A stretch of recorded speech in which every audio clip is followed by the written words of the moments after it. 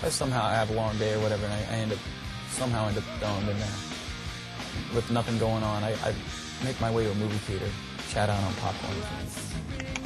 Good stuff. Dark place. Probably a scary movie. I can suck my own. That's your munchie of choice. Little hot, you know, hot liquid goo phase.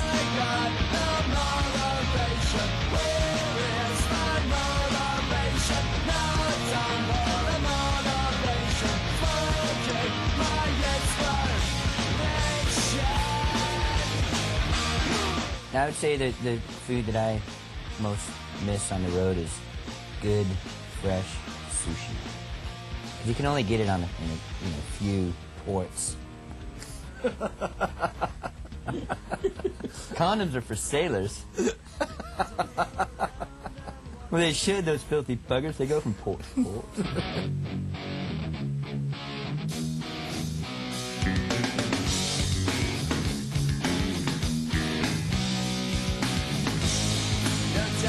Search the world around, 'cause you know where I'll be found when I come around. My best pickup line is, "Hi, I'm Mike, I'm a tourist." No, how about this one? Here's a good one. You wanna have sex and get married? Sorry. That one works every time. I like another good pickup line is, "Hey, how long is your Why are you talking to this dude? Hey, why don't you drop the zero and get with the hero?" Coming up, Green Day tells us what their live show is all about. It's filthy. It's dirty. And they give us a little advice. I mean, lose the big shoes and the shorts and the Hurley t-shirts. And, it's like, look like a f***ing man for once, And later, it's all about the Cheech. Cheech? Yeah, I'm drinking one right now.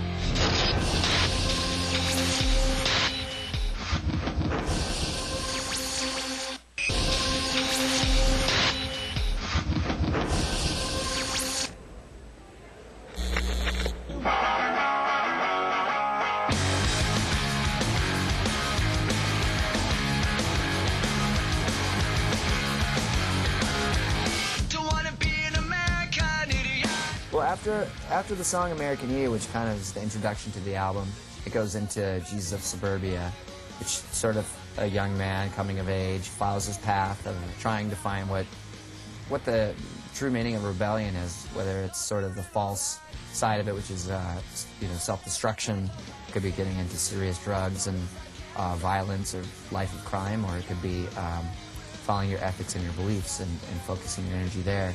And there's different characters. There's St. Jimmy. There's the what's-her-name character that's in She's a Rebel.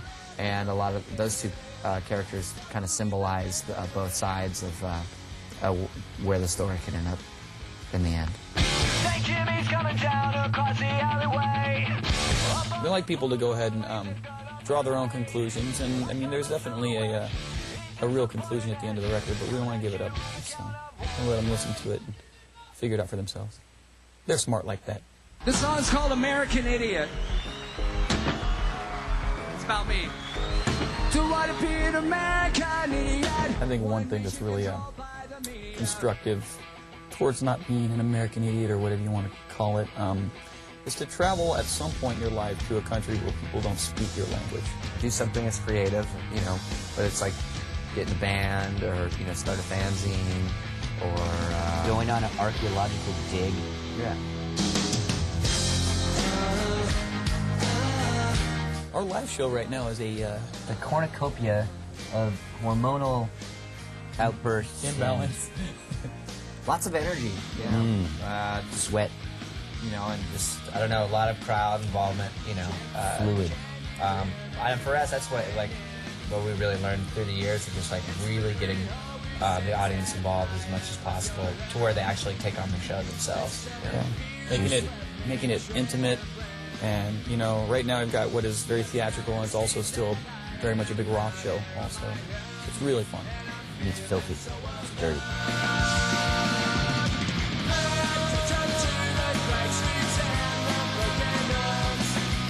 had a fan in at the Bill Graham Civic Center a few years back. San Francisco, California.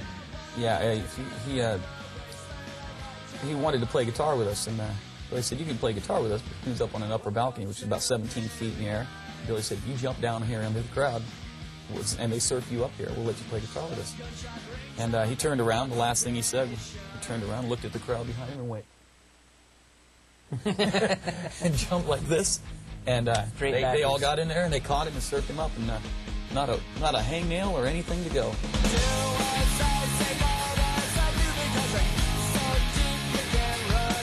We've always just sort of liked bands that have a bit more style.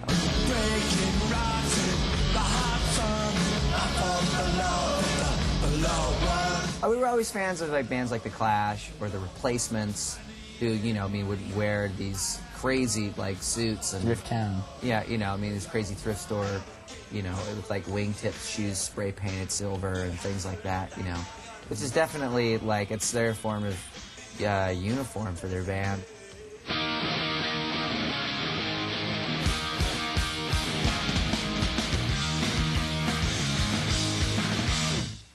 We all got our own cosmetic that we like, you know.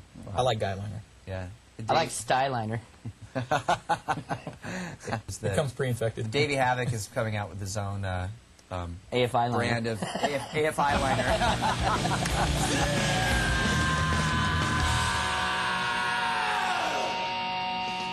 I've always been a big fan of like freaks and geeks and just individual weirdos. Yeah. You know? I mean, lose the big shoes and the shorts and the you know, Hurley t-shirts, and you know, it's like look like a man for once, you know.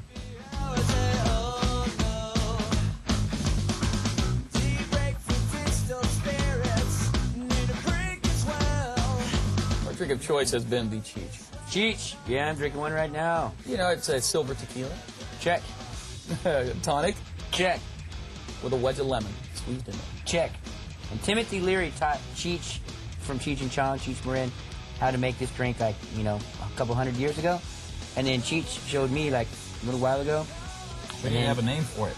He didn't have a name for it. It's a tray named it the Cheech. Named it the Cheech. And it is taking over every bar we hit. It's a good year when you make up a name for a drink and you have a #1 album.